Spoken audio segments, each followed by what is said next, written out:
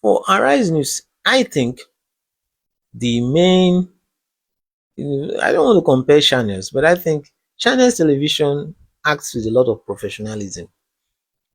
Journalists, their interviews, they act with a lot of professionalism. Channels is owned by professional journalists, Momo. Somebody who was a professional journalist working in NTA, then set up channels television, professional. But if you check other TV stations and all that, Ray Power, AIT, High Chief Dupesi, he was not a journalist. He was someone who studied marine engineering, got into politics, and got into what they call now, is it communication work or something like that, and then he set up. Arise is owned by Unduka Baigbuna. He's a businessman, studied business admin and all that, and then he found a niche in you have these days newspaper, I have Arise News Television, Arise Group, but he's a businessman. So that's high level of professionalism that you see in channels television. You cannot see a host on channels television speak to a guest like that.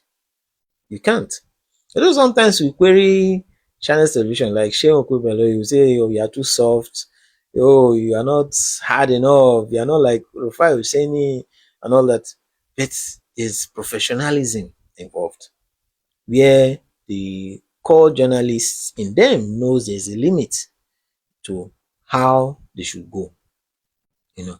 And so Arise is owned by a businessman. He has spent a lot of years, he has editorial board and all that, you know. But at the end of the day, he's a businessman and they look at things from the business angle. So somebody may be going viral and be helping the business. You understand? So you may not see it from that view of, oh, lack of professionalism. You may see it as, oh, this is something that is helping my business, you know. But at the end of the day, like when Rufai Oseni was in that traffic issue, driving along a lane that is not supposed to drive in, he apologized for it, you know. And so when in the course of conducting interviews and all that, when these things happen, there should be an apology. And there should be a mechanism. Maybe they have internal mechanisms where they deal with these issues, but then it should be obvious.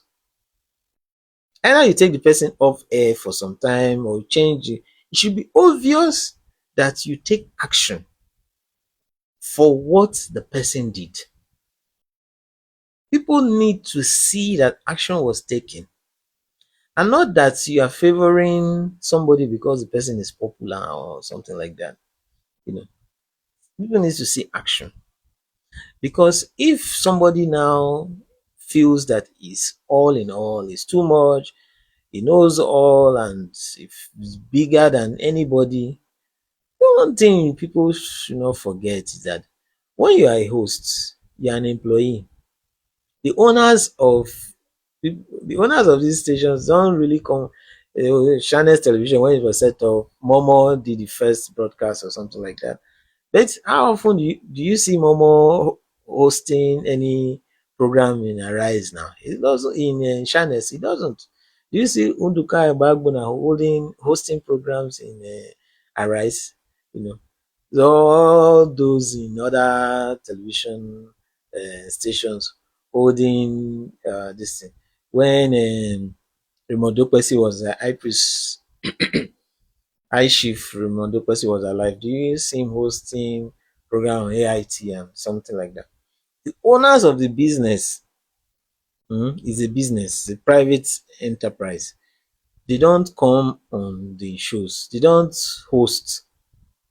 So all these TV shows, all these TV anchors, hosts, correspondent reporters, they are all employees of the person who owns the business.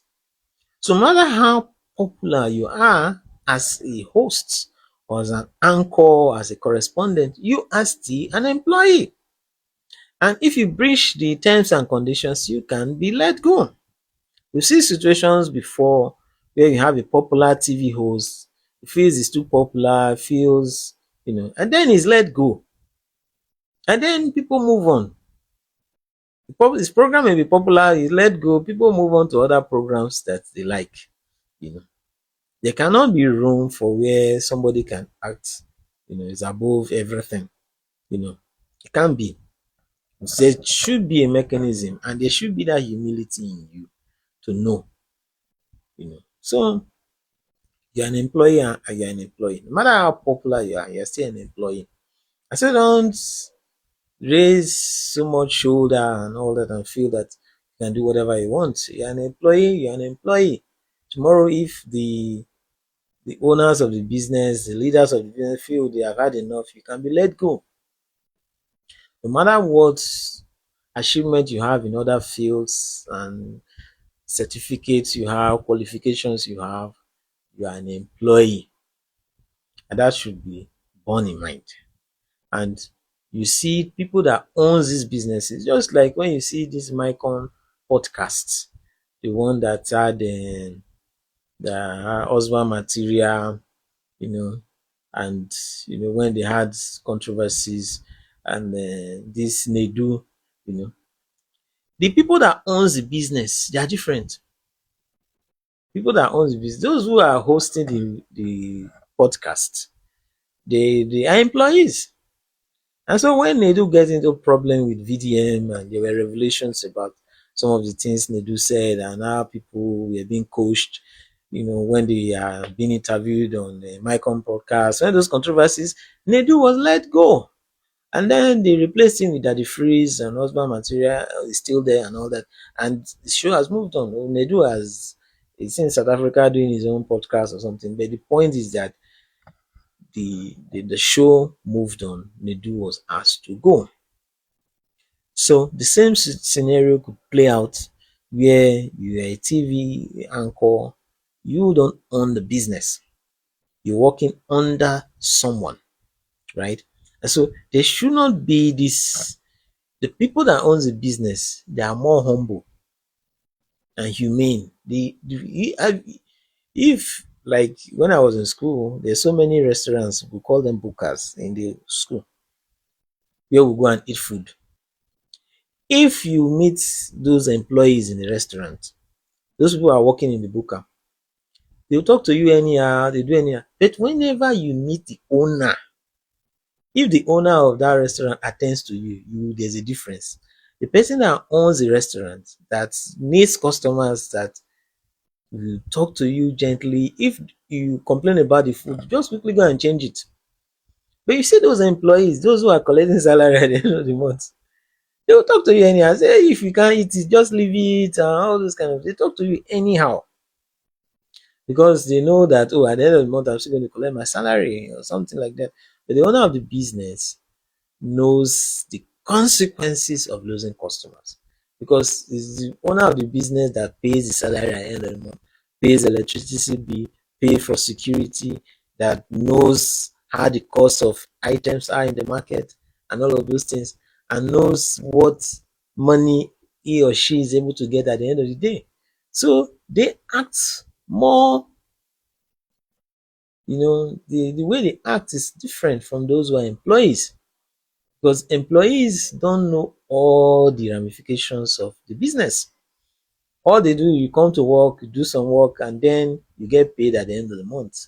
They don't know a lot. So the employees usually oftentimes act in certain ways because of lack of knowledge.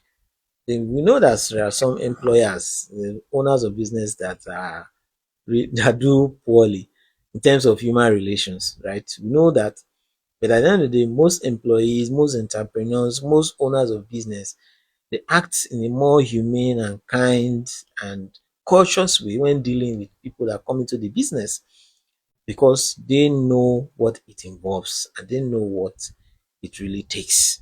You know, bottom line is that no matter how good at what you do, you all have limits. You have limits.